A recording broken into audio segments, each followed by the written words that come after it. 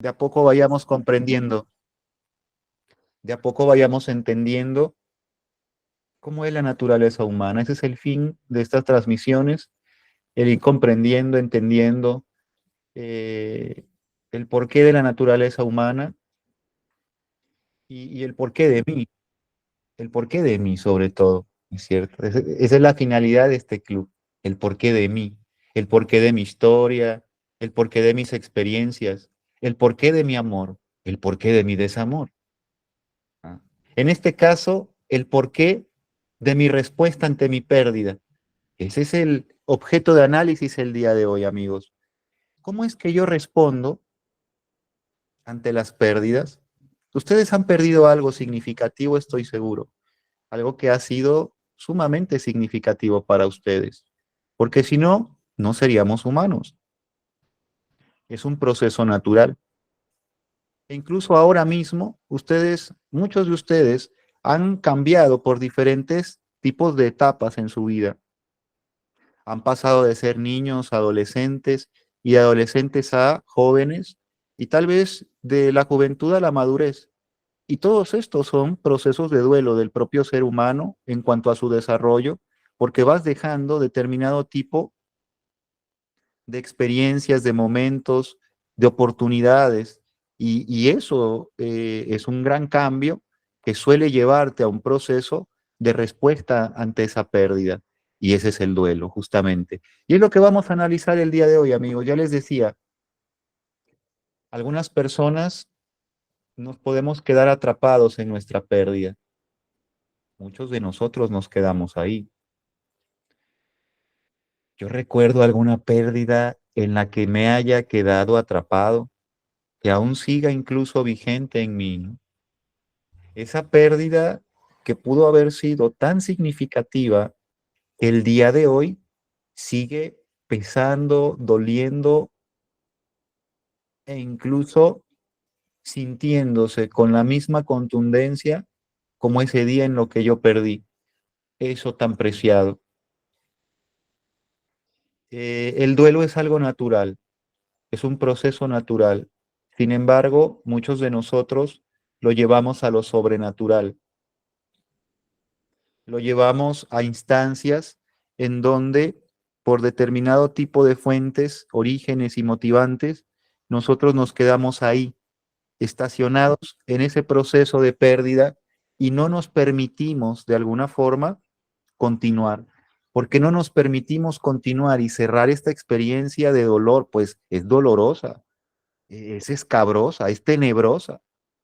¿Por qué carajo entonces yo sigo ahí dentro de una experiencia que muy posiblemente la gran mayoría de los seres humanos no deseamos estar? Pues no es por voluntad propia, amigos. Esto tiene que ver con determinado tipo de proceso que lleva este mismo evento de pérdida, esta misma forma de afrontación de la pérdida, y que en alguno de estos pasos de este proceso vamos teniendo algún tipo de, se podría decir, anclaje con alguna zona por ahí que necesitaba yo resolver o que necesito resolver. ¿Y qué crees? Ahí me quedé, intentando resolver esa parte y ya no avancé. Es por eso que este duelo comienza a volverse entonces caótico, patológico, dicen, porque comienza entonces a afectar no solamente lo que naturalmente afectaría una pérdida, sino algo más profundo, algo más que conlleva el que yo pueda perder incluso las oportunidades laborales, la oportunidad incluso de criar a mis hijos, la experiencia de poder vivir en esta vida de forma cómoda y que de pronto yo me vea por meses, incluso años, atacado constantemente de manera psicoemocional por esta pérdida. Muchas personas me llegan a visitar precisamente con pérdidas de muchos años detrás. ¿Ah? Y cómo resolver esas pérdidas, porque aún siguen teniendo un efecto significativo. Tal vez ya no de la manera en la que en ese momento pudieron experimentarlo, pero ahora sigue notándose enseguida que perturba alguna parte, alguna zona, alguna área de su vida. Y ahí es cuando entonces necesito prestar atención. Ya lo iremos viendo, iremos detallando perfectamente cada una de estas zonas, amigos. Así que por favor, abróchense los cinturones porque vamos a iniciar. ¿Qué es el duelo como tal? Es un proceso adaptativo. Yo me adapto ante la pérdida. Yo me adapto de manera emocional, yo me adapto de manera psíquica, yo me adapto de forma conductual ante determinado tipo de pérdida. Dependiendo del valor de lo que yo haya perdido, el valor que yo le haya atribuido a ese objeto perdido va a ser también la contundencia con la que yo voy a responder ante esa pérdida. Por lo tanto, el duelo va a ser más significativo a mayor valor que yo le dé al objeto perdido. ¿Te das cuenta? Eh, ¿Qué objeto suele ser generalmente aquello por lo que yo entro en duelo? Pues lo más significativo, amigos, para nosotros puede ser la pérdida de un ser querido, la pérdida de una experiencia deseada, anhelada, amada. Por ejemplo, la pérdida del trabajo de mi vida. Yo era feliz haciendo ese trabajo. Yo realizaba ese trabajo y me realizaba yo. Sin embargo, me despidieron o hubo recorte de personal o me cambiaron y ahora estoy en otra ciudad, pero nunca va a ser lo mismo que yo tuve. Era un compañerismo, era una forma maravillosa de experimentar todos los días el hacer tu trabajo. Todos nos llevábamos bien, todos compaginábamos, todos teníamos ideas similares. El área de trabajo se sentía sumamente cómoda y te das cuenta enseguida entonces que esto es algo que es significativo para ti y que no solamente es significativo, sino que también al no tenerlo causa ese vacío, ese dolor. Pero no solamente es un dolor que de alguna forma, como el perder de determinado objeto, sino es un dolor profundo.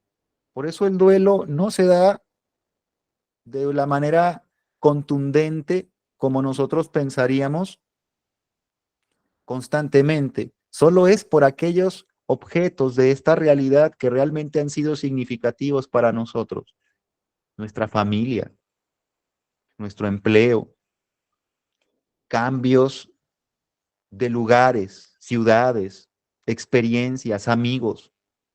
Todo esto conlleva un duelo que presenta determinada metodología, porque yo puedo perder ahora mismo mi anillo favorito, o yo puedo perder, no sé, mi laptop, o puedo perder mi teléfono. Y en este momento sería algo terrible. Sí, a algunos entramos en proceso de duelo. Sin embargo, no es tan contundente como puede llegar a ser la pérdida, bueno, de un ser querido o la pérdida de determinado tipo de experiencia que en algún momento nos llenaba o nos hacía sentir sumamente satisfechos. Sin embargo, ahora hemos notado cada vez más, amigos, que hay, sí, ese tipo de experiencias de pérdida por objetos, en este caso, objetos que son o que pensaríamos que son muy banales, objetos que pensaríamos que son muy superficiales. Hay jovencitos que se han aventado de una ventana porque perdieron su teléfono, ¿no? O por esa sensación de que ya no voy a tener la comunicación que tenía, lo que yo tenía ahí, lo que era mío. Pero no solo eso, sino lo que representaba tal vez ese teléfono, el símbolo que ahora yo le estoy otorgando a ese teléfono. Si se dan cuenta, no tiene que ver como tal con en sí la significancia que todo el mundo le dé, sino es la que el sujeto, muy en su particularidad, le da a determinado objeto. Por eso ahora podemos observar que hay duelos precisamente por pérdidas de elementos que podrían parecer sumamente banales o superficiales, ¿no? Sin embargo, el sujeto les da determinado valor y ese objeto entonces cobra un gran significado psicoemocional y cuando se pierde, cuando ya no funciona, cuando deja de ser o de tener esa oportunidad de ocupar ese objeto o de vivir esa experiencia, esa persona entonces comienza, amigos, a vivir un proceso de duelo como tal. Bueno, entonces el duelo representa esta pérdida ante aquel objeto que le hayamos dado valor, que haya sido de significancia para nosotros. El duelo tiene que ver también en una zona y en un contexto psicosocial y sociocultural, ¿ah? Porque dependiendo de la forma en la que nosotros vayamos observando cómo afronta una sociedad, una cultura, las pérdidas, es como se van adaptando los integrantes de esa sociedad. Hay países donde se afronta de una manera bastante interesante las pérdidas. Hay países donde se afronta de una forma bastante silenciosa y hay países donde, por el contrario, las pérdidas se hacen públicas, se va desfilando, ¿no? Incluso cuando tú perdiste a un ser querido y se va haciendo público el dolor, porque cuando haces público el dolor, muchas veces el dolor comienza a atenuarse. ¿Ah? Este tipo de rituales son precisamente ocupados socialmente, culturalmente, para amortiguar el dolor de la pérdida y son naturales que se hagan en diferentes culturas y datan de tiempos ancestrales, ¿sale? Por lo que entonces, dependiendo de lo que nosotros también culturalmente, socialmente tenemos por tradición, por ritual, por forma en la que nos desapegamos de aquel objeto de valor, es como nosotros entonces vamos a poder muy posiblemente experimentar este proceso de duelo, ¿sale? Entonces, el proceso de duelo, que son varias etapas, se va a experimentar de acuerdo a lo que en su momento haya sido significante para el sujeto, que haya sido valioso para el sujeto, de acuerdo, por otro lado, a lo que pueda llegar a ser la manera en la que se afronta socialmente determinado tipo de pérdida. ¿Ah? Por otro lado, también la forma en la que el sujeto asimila esa experiencia, no solamente el valor que le da, sino la manera en la que él va a procesar esta pérdida, porque no todos procesamos de la misma forma las pérdidas, amigos. Ah, cada quien lo hace a un ritmo, a una forma. No queramos obligar a determinada amistad o familiar a que pase por un evento de pérdida rápidamente como yo pasé. Es que cuando falleció mi madre o cuando falleció mi padre o cuando falleció mi hermano o cuando falleció determinado tipo de familiar, mi abuelito, yo rápidamente salí de eso, ¿no? No, pues la verdad es que sí, le lloré y todo, pero yo rápidamente salí. Pero mi pareja me doy cuenta que lleva meses en esto y que sigue metida en eso, ¿no? Bueno, yo no sé la significancia que tenía la abuelita para mi pareja. Yo no tengo idea de socialmente, familiarmente, qué simbolice una pérdida para ellos. Ellos son a lo mejor de otra cultura o vienen incluso de otra zona del país en donde ya la pérdida se simboliza de una manera diferente. Aquí mismo dentro de nuestro propio país. ¿Ah? Así hay cambios culturales dentro tan poderosos. Por lo que entonces podemos darnos cuenta que esa persona va a tener también un nivel en el cual va a afrontar, va a responder ante esta experiencia y va a ir tolerando de a poco cada una de estas experiencias de dolor que le continúan a la pérdida hasta que acepte que pues De alguna otra forma, su vida seguirá después de que perdió esto, de que perdió eso valioso. ¿Ah?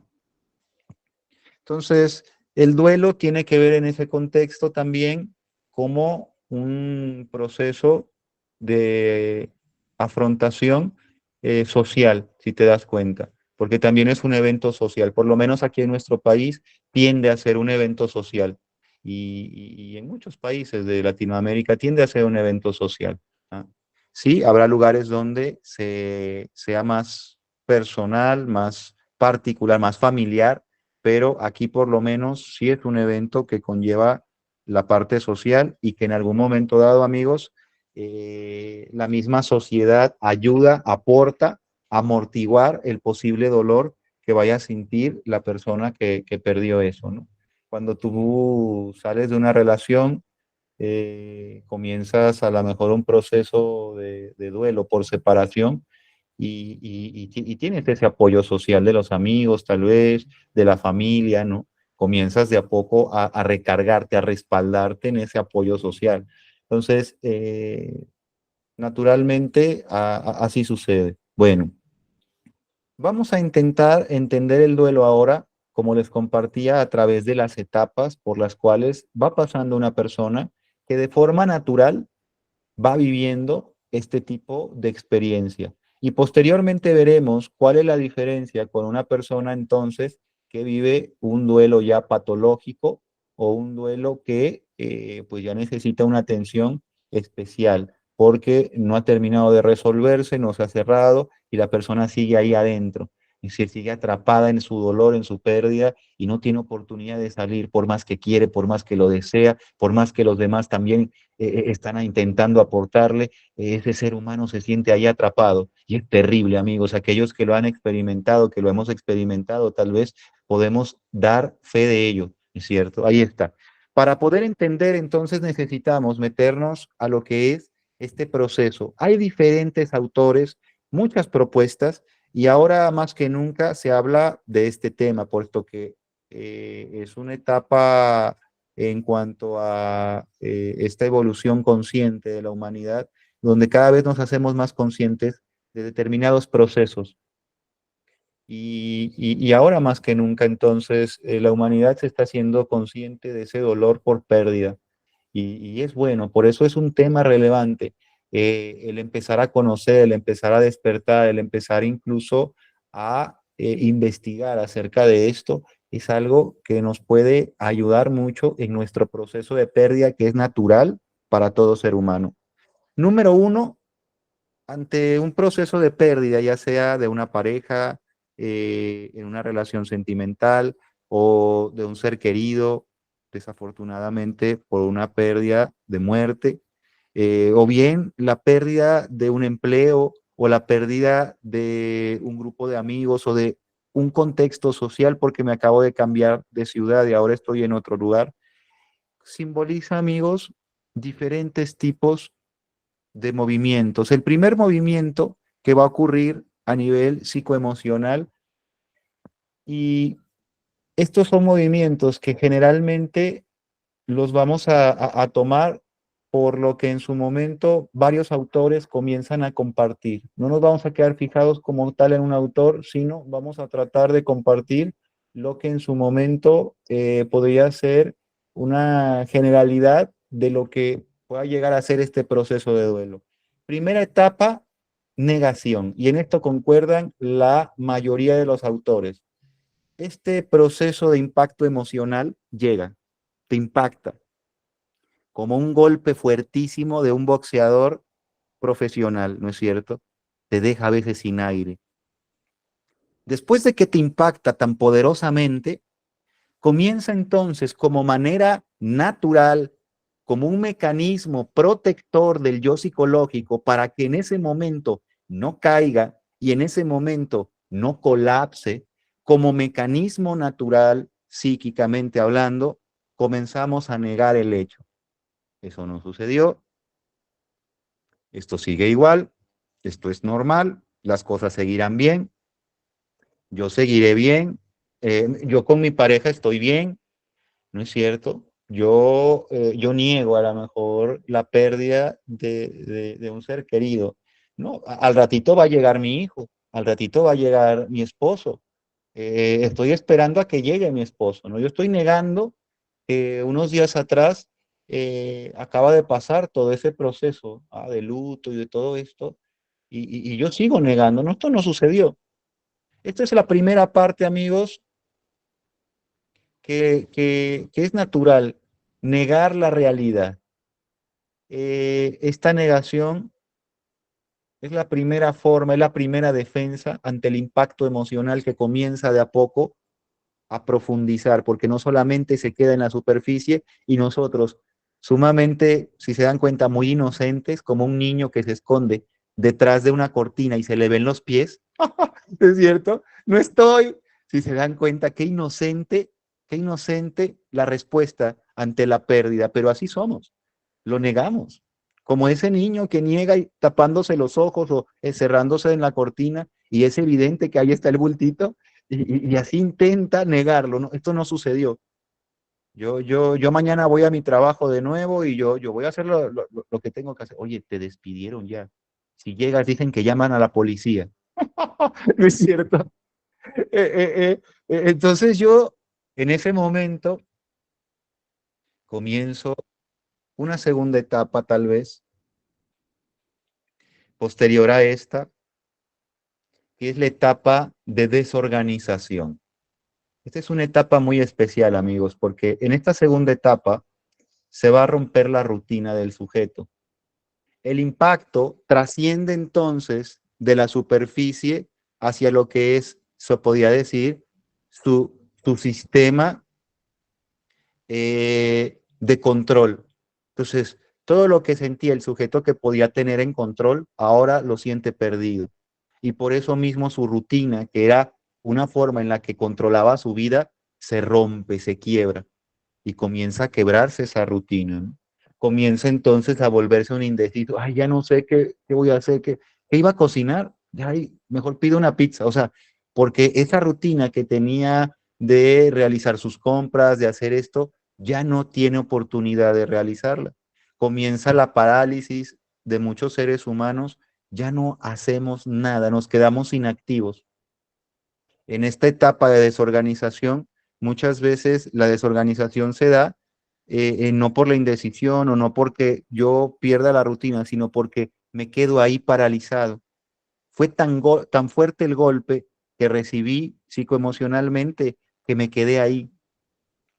Y entonces los que están a mi alrededor intentan motivarme. Hey, paso por ti para que vayamos a tomar un café. Hey, vamos a hacer tal cosa. Hey, vamos a hacer no sé qué. No te quedes nada más en casa ahí como un bulto. Y voy a pasar por ti, te dice tu amiga. Ahora necesitas de tu mejor amiga, ¿eh? Y yo voy a pasar por ti todos los días. Y ahí está la persona que se preocupa de ese proceso que estamos viviendo. Y nosotros tal vez vayamos a tomar el café, estemos ahí sentados, pero ya paralizados, ya a veces en automático, ¿es cierto? Esta desorganización no solamente es en nuestra rutina externa, sino también en nuestra forma interna. Me desorganizo. ¿Qué me estabas diciendo? Oye, te acabo de decir un montón de cosas. ¿A poco no me escuchaste? Perdón, estaba pensando en otra cosa. Estoy desorganizado, estoy disperso, no tengo coordinación. Me vuelvo incluso una persona que constantemente pasaría por distraído, ¿no? Pero en realidad es otra de las formas en las que afronto la realidad. ¿Ya te diste cuenta? Es otra manera en la que estoy afrontando la realidad. Son procesos en los que la propia mente va atenuando de a poquito, de a poquito, de a poquito, de a poquito, lo que es el golpazo impresionante de la pérdida y lo que eso podría provocar si estas defensas no se pusieran, sería terriblemente colapsante para el sujeto, amigos. Etapa 3, entonces el sujeto que entra de esta desorganización, ¿ah? De esta indecisión, de esta rutina rota, comienza a fallar, obviamente.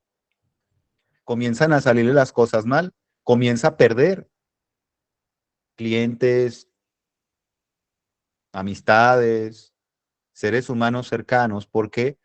Porque ya no puede posiblemente responder de la forma en la que antes respondía. Ahora incluso responde irritado, responde molesto, está enojado y se da cuenta que ya ahora ha cambiado esa sensación que tuve como de estar distraído a estar molesto, a tener incluso ira, a estar iracundo. ¿Con quién? Con la vida, con Dios. ¿Por qué me hizo que perdiera esto? ¿Con quién? Con aquel responsable que resultara de este dolor que yo siento. ¿Te das cuenta? Ahí es donde entonces comienza ese enojo y ese enojo es sumamente violento porque el sujeto, todo lo que siente para el otro sujeto o para la vida o para Dios, al no poder enviárselo, al no poder muy posiblemente externarlo, porque no es correcto, porque ahora, oye, es una situación difícil, ¿no? Yo socialmente tengo que aparentar fortaleza ante mi familia, muchas veces ante mis hijos, ¿no? Y yo me trago ese dolor y yo ese enojo que ahora estoy viviendo porque estoy sumamente molesto, lo comienzo entonces a poner ese reproche silencioso, ¿no? Esa recriminación es silenciosa y me la trago. Y cuando te la tragas, al no sacarla, en lugar de que afectes al otro, en lugar de que hieras al otro que quieres herir, llámese vida, llámese experiencia, llámese pasado, así lo quieras herir a ese sujeto, llámese personaje o persona, no lo vas a poder hacer porque obviamente al único que estás hiriendo es a ti. Tú eres el único que está sintiendo constantemente ese dolor y tú estás ahí, en medio de ese enojo, ¿no es cierto? Porque de alguna otra manera sientes que no le alcanza el llegar esa voz a reclamarle a Dios por esa pérdida, tal vez de un hijo, que sería algo terrible, porque no te alcanza la voz para reclamar tan lejos, ¿no es cierto? Porque aquí yo lo he escuchado de madres, de padres que me han venido a compartir que no hay forma de explicar ese dolor y ese enojo ante la vida. ¿Por qué yo? Por qué a mí en lo personal?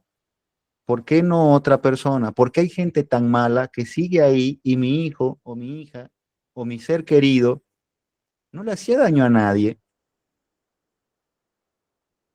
¿Por qué mi relación fue la que tuvo que destruirse? ¿Por qué? Porque veo a otras personas que son malos y ahí siguen casados o con su pareja, en su familia. ¿Y por qué a mí me pasó esto? Maldita sea la vida, el destino y todos aquellos, ¿no es cierto?, que estén involucrados en él. Así comienza la mente de a poco a recriminar y esa ira comienza entonces a ejecutarse, pero al no poder sacarla, solamente se queda en mí. ¿Quién es el que sufre? Yo. ¿Quién es el que se lesiona? Yo. ¿Quién es el que constantemente comienza a sabotearse por estar iracundo? Yo. ¿Quién es el que en lugar de razón tiene emoción? Yo. El otro vive posiblemente una vida y yo no. Incluso si fue una pérdida, muchos de nosotros entramos ya en la cuarta etapa, amigos. Cuarta etapa, que es la etapa de la culpa. Y esta la quiero poner muy específicamente porque algunos autores hablan precisamente de esa etapa, algunos no, pero yo les digo esto para mí, desde lo que yo he podido observar en consulta por años de atender a seres humanos que han perdido significativamente algo en su vida, he podido ver que muchas veces se entra en esta etapa de culpa. Después del enojo viene la culpa. Pero si yo hubiera hecho, el enojo ahora se vuelca hacia mí. Pero si yo hubiera dicho, pero si yo hubiera, carajo, si yo hubiera realizado esto, si yo le hubiera dicho antes de perder a ese ser querido que lo amaba y ahora, ¿cómo le hago? Me dicen personas, porque ya se fue, ya no está aquí. ¿Cómo le digo que si lo amaba a mi abuelito, a mi madre, a mi padre? ¿Cómo le digo? Porque nunca se lo dije. y me siento tan culpable y miserable. ¿Cómo fue posible que nunca se lo dije, carajo? Es cierto. Aquel sujeto que entonces pierde ese empleo, pero yo hubiera hecho, me hubiera esforzado, pero yo hubiera hecho algo más, pero yo hubiera hecho lo posible. Entonces, ahí se queda el sujeto en esa zona de culpa. Lo que es este enojo y culpa son dos etapas en donde nos podemos quedar anclados, amigos. Estas son las dos zonas de anclaje natural del ser humano. Debía haber dicho, debía haber hecho, o él se fue y nunca me dijo que me amaba. Acabo de enterrar a mi padre y nunca me dijo que me amaba, nunca me dijo ni me reconoció nada en mi vida. Nada más me decía que yo tenía que hacerlo cuando yo me esforzaba muchísimo para que él me reconociera. Falleció y nunca me lo dijo. ¿Ya te diste cuenta?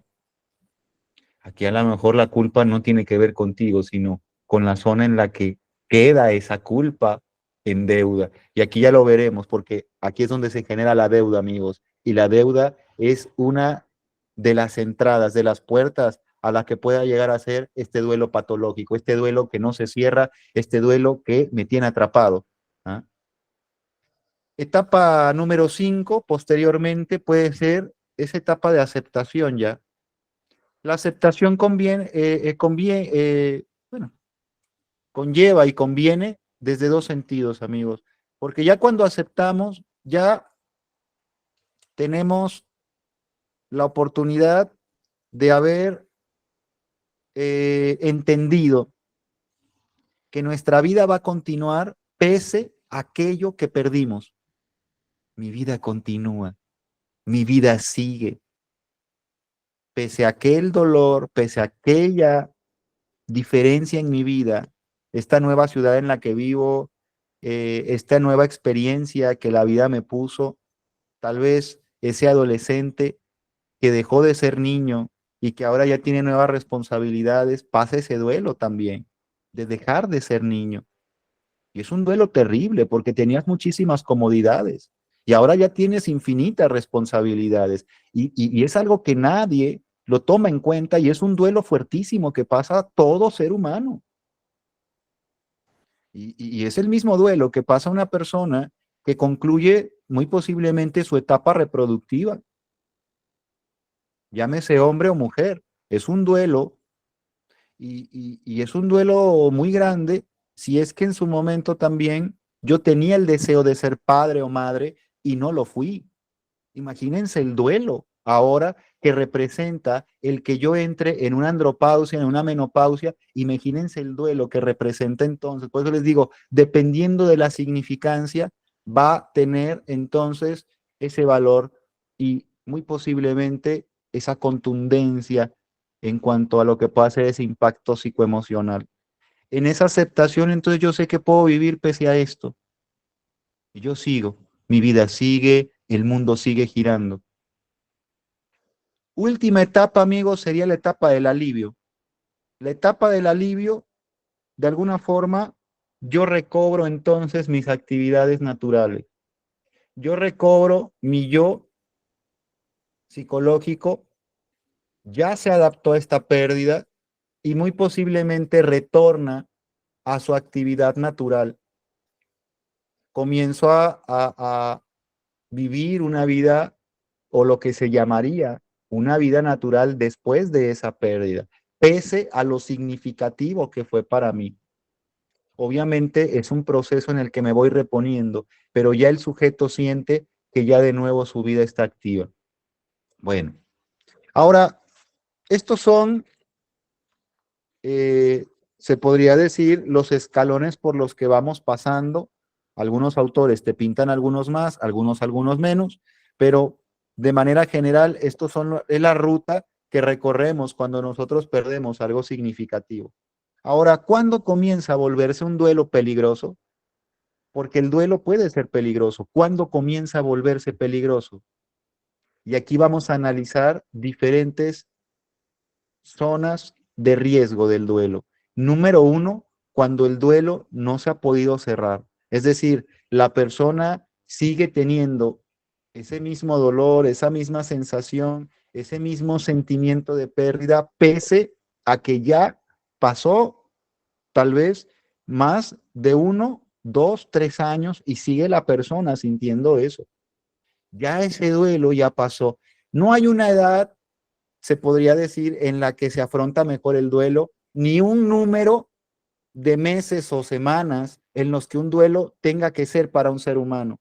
Así que un niño afronta un duelo, o un adulto o un ancianito afronta un duelo muy posiblemente con los mismos recursos que vaya a tener en ese momento en su vida. Si sus recursos tienden a ser vastos, tal vez amortigüe un poco lo que pueda llegar a ser su pérdida, pero de alguna forma va a ser significativa. Y tampoco es que una persona diga a los 6 o a los 7 meses el duelo se resuelve y la persona sale de ahí, como muchos expertos en la tanatología podrían compartir. Pues el duelo entre 6 y 7 meses, bueno, sí, es lo que naturalmente y de manera general suele suceder. Sin embargo, depende, ya les dije, de la cultura, de la sociedad, y depende también de la forma en la que el sujeto va a ir afrontando esta pérdida. Sin embargo, si yo me doy cuenta que es algo que ya debería de haber pasado, esta pérdida, este luto psicoemocional que yo tengo, ya debería de haber pasado y sigo sintiendo ese dolor, entonces es momento de empezar a tomar nota, porque posiblemente mi duelo ya vaya tornándose hacia una zona patológica. Cuando yo eh, puedo observar que mi duelo pueda llegar a tener peligro o riesgo, cuando no puedo ya encargarme de mis responsabilidades básicas. Es decir, cuando mi trabajo, mi crianza, mi educación, aquella responsabilidad básica que pueda tener en este momento en mi vida, ya no puede ejecutarse. ¿Por qué? Porque hay una fatiga extrema o una gran dificultad para concentrarme. Eh, Incluso porque comienzo a tener síntomas psicosomáticos, amigos. Algunas personas comienzan a tener síntomas psicosomáticos. Comienza el cuerpo a expresar el dolor, comienza el cuerpo a expresar la pérdida, a proyectar en diferentes tipos de síntomas lo que pueda llegar a ser esa pérdida. Eh, Algunas personas también pueden presentar episodios psicóticos donde alucinan, escuchan la voz de ese ser querido, o de que miran la silueta de su expareja que recorre el pasillo en las noches, y ellos aseguran que ahí está, que ahí se quedó algo, y en realidad pues su expareja tiene una nueva experiencia y está viviendo en otro lugar, y esta persona asegura que mira esa sombra y que pasa y que incluso le saluda, ¿no? Entonces, eh, es natural el que dentro de un duelo podamos tener estos ataques de llanto. Es natural. Yo perdí algo significativo, tengo el llanto, pero hay veces que el llanto se torna incontrolable o imparable, por lo que esta es una de las señales también, ese llanto imparable, no puedo dejar, no puedo detenerme. Incluso pasa tiempo y no puedo detenerme. Es preocupante que no pueda detenerme en cuanto a mi llanto. O bien no es controlable en el aspecto en el que es se podría decir, la expresión del llanto naturalmente conlleva el desahogo. Mi desahogo es tan fuerte que yo no puedo controlarlo. Y en un momento dado, yo puedo llorar. Algo me recordó, y en ese momento está en la escuela, en la iglesia, en donde yo me encuentre, no puedo controlar, y en ese momento sale el llanto de una forma espontánea y es incontrolable, ¿es cierto? Eh, Incluso días después de la pérdida, semanas o meses después, llevo 8 meses y estoy en mi trabajo y me dan precisamente estos ataques de llanto incontrolables, parto directamente hacia el baño y me da mucha vergüenza que las personas me miran porque me siento muy débil cuando lloro. Hay personas que me comparten eso y es incontrolable y a veces imparable. Entonces quedan ahí 2 horas hasta que sucede que se siente ya desahogado y comienza entonces a bajar. Pero si se dan cuenta entonces, amigos, es algo que pues no te permite, como te digo, eh, tener un trabajo, no te permite criar a tus hijos, no te permite estar en un proceso académico, no te permite realizar tus actividades cotidianas. ¿Ya te diste cuenta? Bueno, eh, dentro de la parte psíquica es natural que cuando nosotros estamos en duelo, lo primero que aparezca es esa sensación de, o ese pensamiento de querer a lo mejor irnos, ¿no? Esa fantasía de muerte. Me quiero ir con mi ser querido. O cuando de repente surge una separación, pues estaría mejor si ya no estuviera en este mundo. Pero esa es una fantasía. Cuando una persona entra en un proceso patológico del duelo, estamos hablando de que esa fantasía de muerte se transforma en lo que es una ideación suicida y comienza entonces a pensar el sujeto en quitarse la vida y en cómo hacerlo y en la forma en la que fuera más sencillo, menos doloroso y esa ya es la ideación suicida. Entonces el sujeto comienza a pensar que sería mejor alcanzar a su ser querido y ahora está mirando la forma en cómo hacerlo. ¿Ah? El sujeto está pensando en quitarse la vida ahora porque precisamente lleva 6 meses sin su pareja, 7 meses sin su pareja, y su pareja, ¿qué creen? Ya comenzó a rehacer su vida con otra persona, ya subió una fotografía a su Facebook, y ¿qué creen? El sujeto tuvo un atentado en contra de su vida, ¿cierto? El sujeto tomó pastillas, el sujeto tomó una navaja y se cortó, se mutiló las muñecas, ¿no? El sujeto intentó aventarse de un puente, lo paró un policía, pero el sujeto se iba a aventar, ¿no? Entonces, eh, aquí es donde sucede precisamente, amigos, ese tipo de pensamiento de desesperanza que se lleva a lo que es esa ideación suicida, que me lleva a una conducta suicida, a que lleve a los hechos estas ideas. ¿Ah? Y es que la vida sería mejor si de alguna forma yo no estuviera. ¿Por qué sucede esto entonces? ¿Por qué sucede que una persona entra en un proceso patológico del duelo? ¿Por qué? Bueno, el día de hoy vamos a analizar una fuente en específico que yo he visto y he podido una y otra vez, amigos, se los comparto con todo cariño, una y otra vez, he podido observar en consulta. ¿Por qué la persona le cuesta tanto trabajo el poder am, salir de su pérdida, pese a los años incluso? Miren, en la etapa número 3, ya les decía, ocurre este coraje. Si tú te quedas anclado en el coraje, en el enojo, en la ira, en el resentimiento, incluso le puedo tener resentimiento a mi familiar. ¿Por qué te fuiste? Hay personas que parten y dejan cosas que no están resueltas legalmente en cuanto a algunos contextos. Y eso dice gente, algunos yo he escuchado, me dejó muchos problemas, ¿no? ¿Y saben qué, amigos? Ya lo creo. Ahora veo esa pérdida como una zona de problema y ese coraje que en un momento pueda tener, ahora se torna en un rencor. Y ahí me quedo estancado. Ahí me quedé, ¿ya te diste cuenta? Estacionado. Y hay personas que llevan 5 años y dicen, si mi padre hubiera resuelto esa situación, ahora no estuviera yo en la miseria. Es decir, si mi padre, si mi madre hubiera hecho y hubiera aclarado lo del terreno, ahora yo no estuviera viviendo aquí en este lugar terrible y lejos de mi familia. ¿no es cierto? Si hubiera resuelto, entonces, ¿ya te diste cuenta? El enojo es el que te hace que muchas veces te quedes ahí anclado, el resentimiento, el coraje.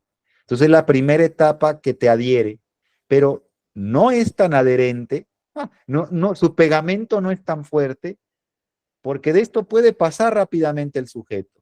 Sin embargo, la culpa, amigos, es de lo más, se los digo, es de lo más destructor a nivel psicoemocional en el ser humano. La culpa es algo terrible, ya se los he compartido en diferentes experiencias. También cuando hablábamos de las programaciones psicosomáticas, cómo nos programamos a enfermarnos, yo les hablaba de que personas que se sienten culpables tienden a pagar de forma física con su cuerpo. La culpa es algo impresionante. Una persona que se siente culpable o que bien siente que el otro fue culpable, acarrea una deuda. Y esa deuda es la que hace que el sujeto no pueda avanzar en el duelo, porque me quedó a deber, me quedó a deber, me quedó a deber amor, me quedó a deber cariño, me quedó a deber atención, me quedó a deber, ya sea en una relación o en un trabajo, me quedó a deber, yo di los mejores años de mi vida a esa empresa. Yo ahí di todo, ahí encanecí, ahí me quedé pelón. Es cierto, ahí di todo y ¿saben cómo me están tratando ahora? No es posible esto. Los maldigo ahora y siempre.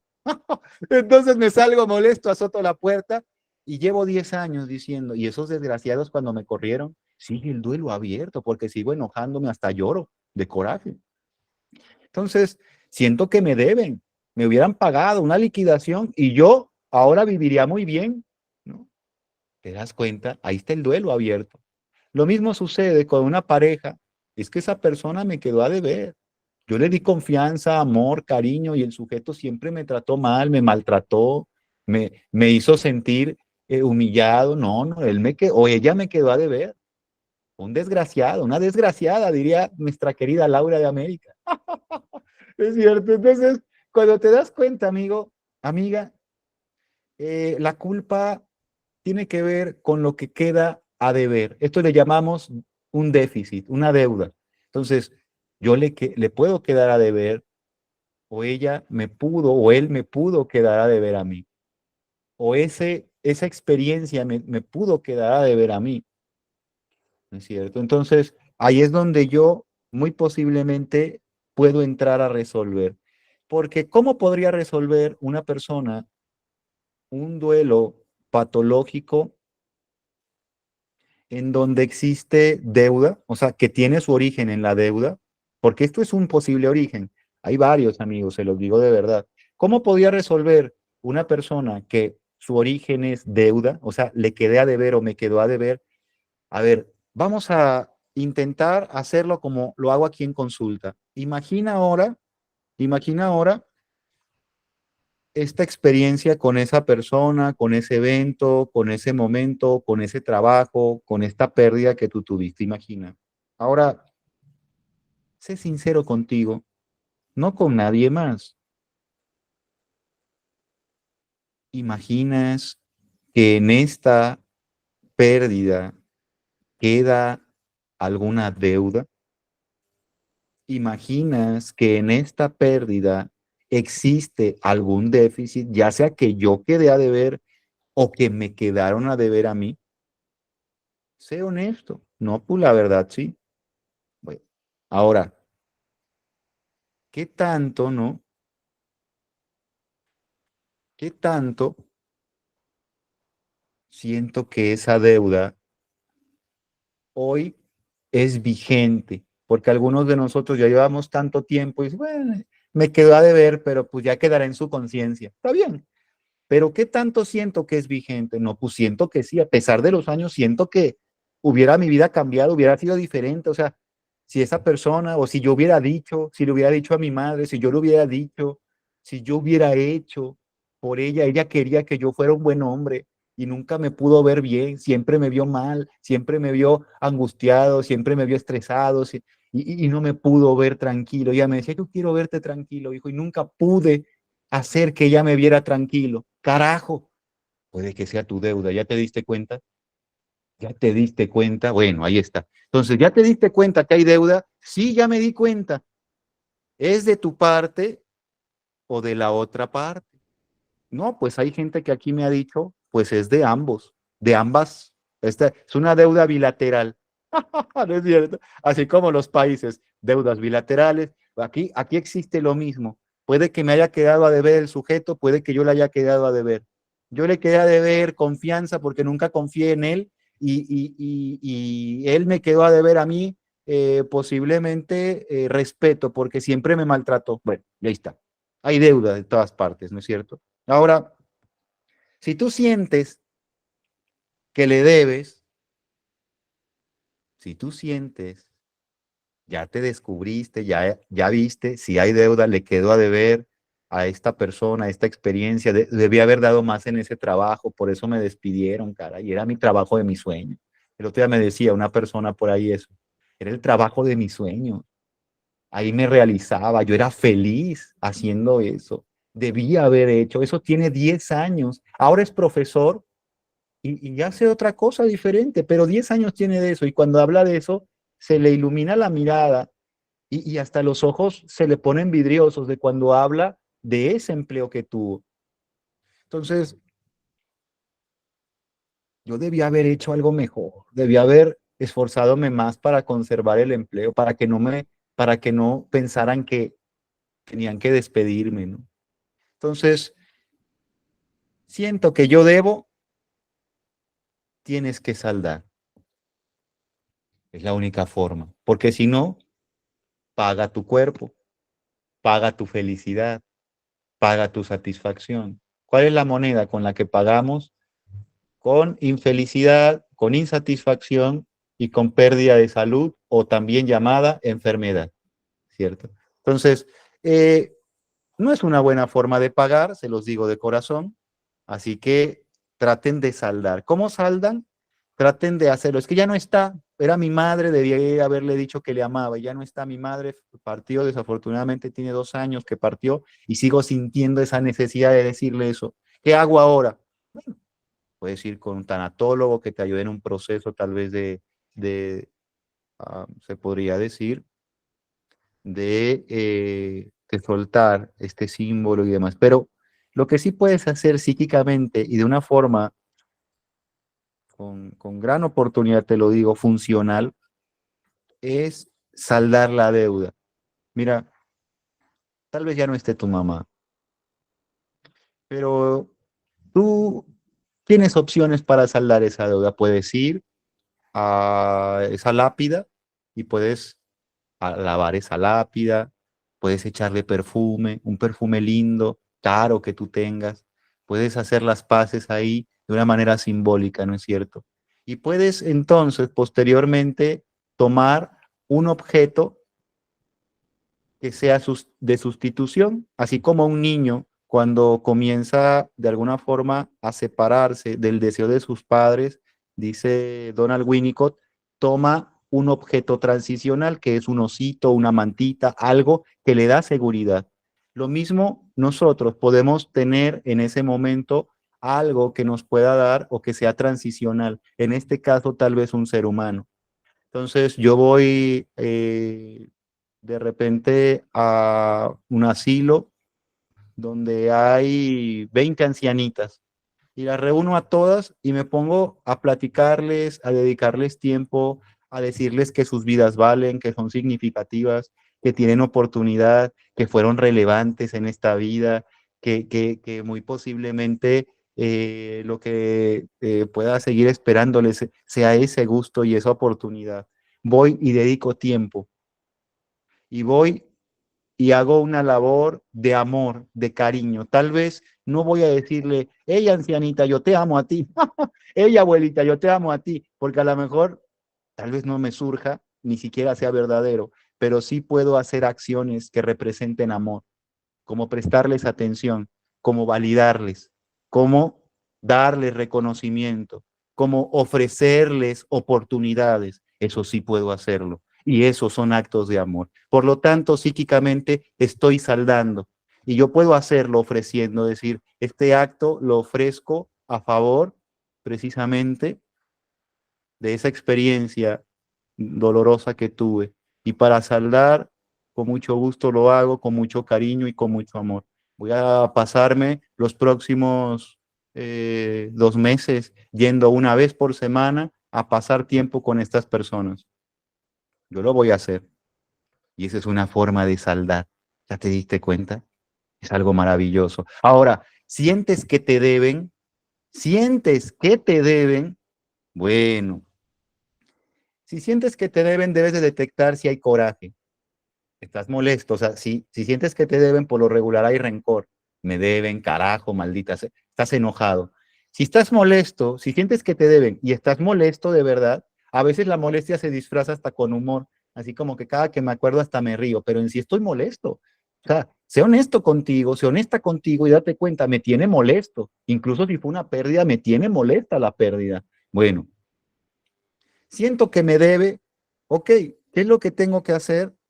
Si es que hay resentimiento, coraje, lo que necesito es destruir la imagen que tengo de ese sujeto que me ha perjudicado, la imagen que tengo de ese sujeto que me ha herido, la imagen que tengo de ese sujeto que me ha lastimado. Esa imagen es la imagen que tengo que destruir. Como no puedo destruir al sujeto porque el sujeto ahora vive hasta en otra ciudad y ya tiene otra pareja, o porque el sujeto ya partió de este mundo, como no puedo hacerlo, entonces ¿qué voy a hacer? Voy a hacer el símbolo de destrucción. ¿Ah? ¿Y cómo lo voy a hacer? Hombre, aquí la creatividad va a ser tu mejor amiga, siempre. ¿Y cómo lo vas a hacer? Puedes mandar a hacer, yo tengo unos vecinos aquí en Orizaba, aquí en Veracruz, tengo unos vecinos que son piñateros. Y estos cuates te hacen cualquier diseño. Tú le das una fotografía de un sujeto y te hacen una piñata del sujeto. ¿Es cierto? Entonces puedes hacer una piñata del sujeto y puedes llenarla de dulces, de cosas lindas, de mensajes que tus amigos, tu familia. Oye, voy a hacer una técnica terapéutica. Ponme en un papelito un mensaje. Y compañeros de trabajo, gente, no es que te ponga mensajes, pones tus dulces favoritos, pones dentro mensajes tuyos también, de ti para contigo.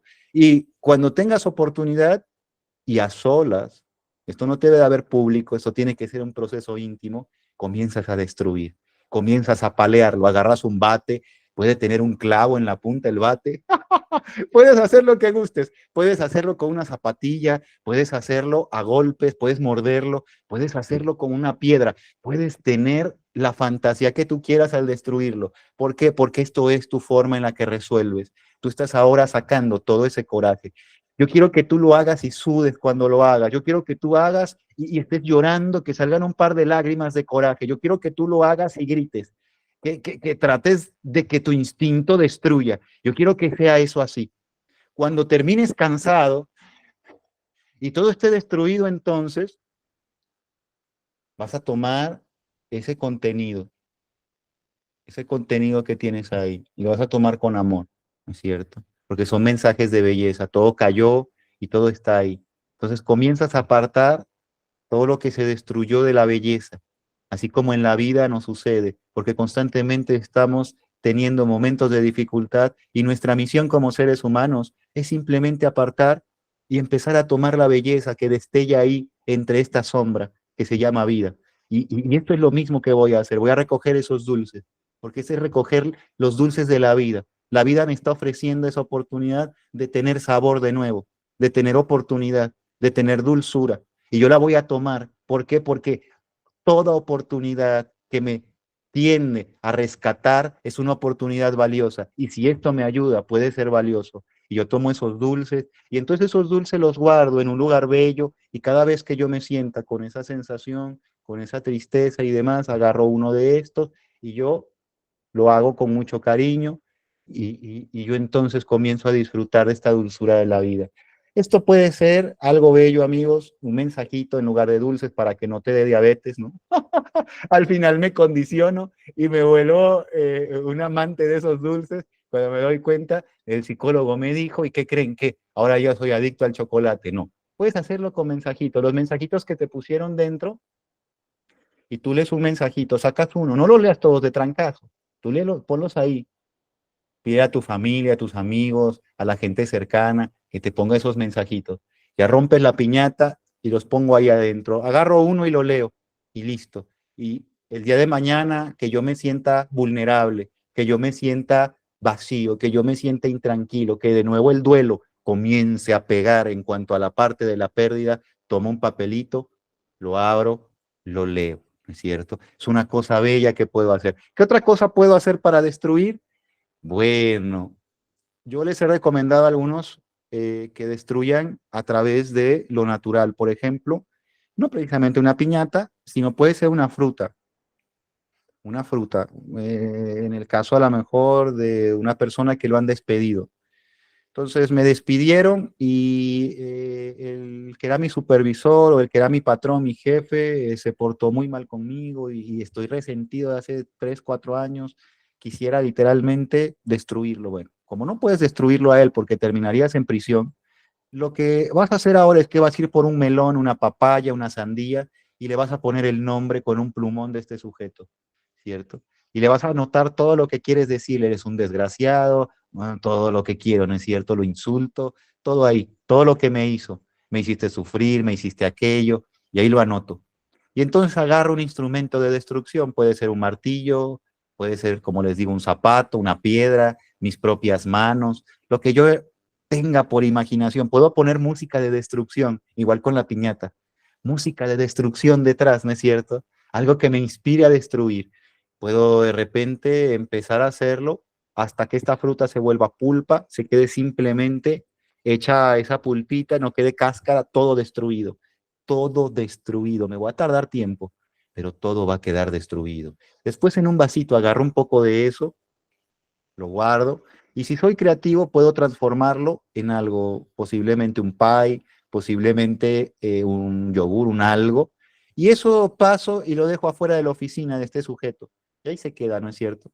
Es la forma en la que yo convertí toda esa, todo ese coraje, toda esa energía que estaba opuesta, ahora incluso en un producto diferente y se lo devuelvo porque eso no me corresponde. Ese coraje no me corresponde. Ese odio no me corresponde porque tú me lo despertaste. Por lo tanto, te lo regreso con todo cariño y a través de este producto. Estos son símbolos que se quedan injertados de forma inconsciente porque nuestra mente trabaja a través de metáforas y simbolismos. Ese es el lenguaje por el cual trabaja nuestra mente. Amigos, estas son las oportunidades que tenemos el día de hoy para empezar de a poquito a entender lo que es este duelo patológico, lo que pueda llegar a ser este duelo peligroso que se torna cada vez más peligroso si yo lo dejo que avance y que de alguna otra manera me va haciendo más disfuncional mis actividades. Por eso mismo yo te comparto, no vale la pena, si ya te diste cuenta que no tiene que ver con una zona de deuda, posiblemente tenga otro origen, consulta a un experto, ves con un terapeuta, con un psicoterapeuta, y estoy seguro que te va a ayudar mucho. ¿Ah? Ahora, tiene que ver con una zona de deuda. Bueno, acá tengo dos posibles ejemplos que me pueden servir para llegar a compensar, a saldar esa zona de deuda y yo puedo entonces avanzar y salir hacia la aceptación y llegar entonces a un equilibrio natural de mi yo psicológico. ¿Qué es lo que me quedo en esta noche? ¿Qué guardo, qué conservo de esto que tuvimos oportunidad de abordar? ¿Qué será, amigos? Por aquí algunos nos comienzan a compartir. Déjenme, voy a cerrar nuestra sesión el día de hoy.